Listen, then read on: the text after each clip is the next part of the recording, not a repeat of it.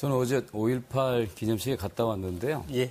그 13분 동안 대통령의 연설을 듣는 동안에 가슴으로는 이제 감동의 눈물이, 그다음에 또 힘찬 박수가 함께했습니다. 그 이무리완 행진곡을 함께 부를 때는 화합이라고 하는 그런 느낌이 와 닿았고요. 그래서 요새 그 국민들이 보면 TV 보는 재미가 있다. 예. 정권이 바뀌었다는 것 실감이 난다는 말씀을 많이 하시고요.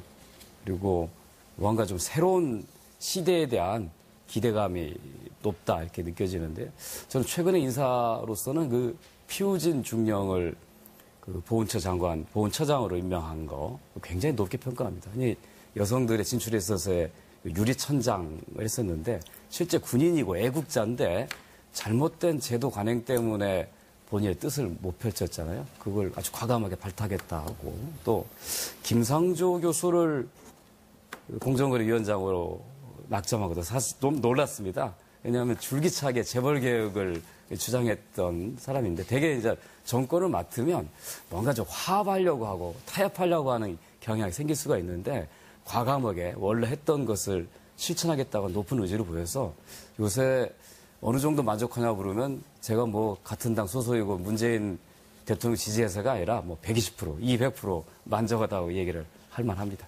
이게 전라북도가 굉장히 낙후되고 경제력이 뒤처진 이유는 주력 산업이었기 때문이거든요. 영남에 가면 뭐 자동차, 뭐 선박, 기계, 뭐 전자 이런 주력 산업이 있으니까 그 주력 산업 중심으로 지역이 전체가 발전하거든요. 근데 전라북도는 주력 산업이 없어요. 그러니까 주요한 산업이 있긴 한데 굉장히 작은 거죠. 그래서 전라북도 전체를 발전시킬 한계가 있는 거거든요. 제가 지난 2012년에 또 민주당 그 대선 공약기획단을 맡아서 발굴한 공약이 기금본부 이전이거든요. 기금본부를 전부로 이전시켜 놓고 뭔가 금융도시의 비전을 만들어야겠다라는 거였고, 이번 대선 공약단장에 다시 맡아서 역점을 둔 게 주력 산업 어디서 차려질 것이냐는 겁니다.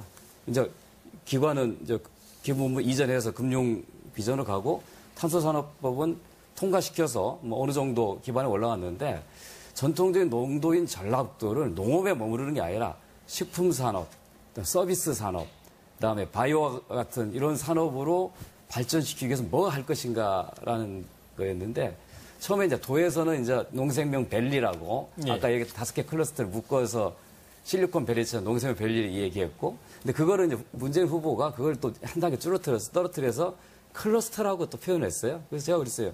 아니, 전라북도는 밸리라고 크게 했는데 왜 줄어들었냐 그랬더니 다른 지역도 다 클러스터라고 썼기 때문에 안 된다는 거예요. 형평을 맞추느라고. 그런데 가만히 제가 그 공약집을 보면 부산은 해양수도, 광주는 문화수도, 제주는 평야수도거든요. 왜 전라북도는 왜 밸리고 클러스터냐. 전라북도를 농생물 수도라고 해서 초안에 반영이 안 된 것을 사실은 수정판을 만들어서 우긴 거거든요. 그래서 앞으로 좀 할 때는 지금 뭐 전남에도 비슷한 게 들어갔다, 경북도 있다, 그런 거 걱정하지 마시고, 전라북도는 농진청을 비롯한 연구개발기관이 내려가 한 1,400명 정도 박사가 이미 활동하고 있거든요. 익산의 국가식품 클러스터 유일한 국가 클러스터고, 뭐 정읍, 김제 이래서 전라북도가 이 농식품 생명산업 중심으로 가겠다고 하는 비전을 분명히 밝힌 게 이번에 의미가 있다고 생각하고, 그걸 좀 잘 실현할 수 있도록 좀 많이 힘과 지혜를 모았으면 좋겠다는 생각입니다. 그 참여정부의 가장 큰 국정 철학이 국가 균형 발전이었지 않습니까? 그거에 따라서 혁신도시가 지정이 되고 중앙행정기관, 공공기관들이 이제 10개 혁신도시 들어오면서 새로운 지역 산업 혁신의 거점이 되라는 거거든요. 그러니까 궁극적인 목표는 혁신도시로 기관이 옮겨오고 인구가 몇만 명 유입되는 게 목표가 아니라, 그걸 통해서 정부 기관이 오면 연구소가 따라오고 대학이 오고 민간 기업이 오면서 거기서 새로운 산업을 만들어라. 그걸로 먹고 살자는 이런 얘기거든요.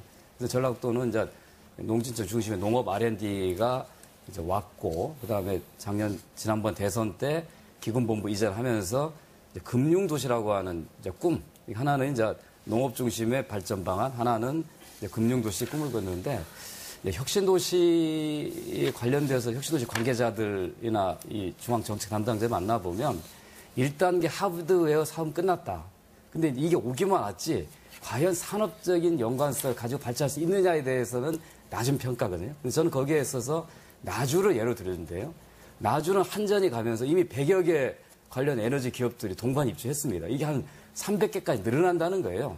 그런 면에서 농진청을 비롯한 농업 R&D가 오면 관련된 기업들이 들어와야 되고 기금본부가 오면 금융 관련된 기업이 들어와서 집적이 돼야 그게 실제로 지역 산업 진흥에 기여된다 이런 측면에서 저희가 혁신도시는 이제 하드웨어 구축은 끝났고 그걸 발전시키기 위한 시즌2가 시작해야 된다라고 계속 강조해왔던 거고 뭐 문재인 대통령 스스로 국가균형발전 2단계 사업하겠다. 그 핵심은 혁신도시 시즌2인데 지자체에다가 인프라를 맡겨놓지 않고 교통이라든가 주거, 교육을 중앙정부가 직접 나서겠다고 하는 거를 지난번 전국혁신도시 오셔서 약속했기 때문에 그런 거에 대한 기대감이 좀 높습니다. 그러니까 선거 과정에서 이제 전문가들하고 토론하고 의견을 모은 거는 좀 더 집적을 좀 더 늘리기 위해서 휴가 기관 이전에 대한 구상이 있고요.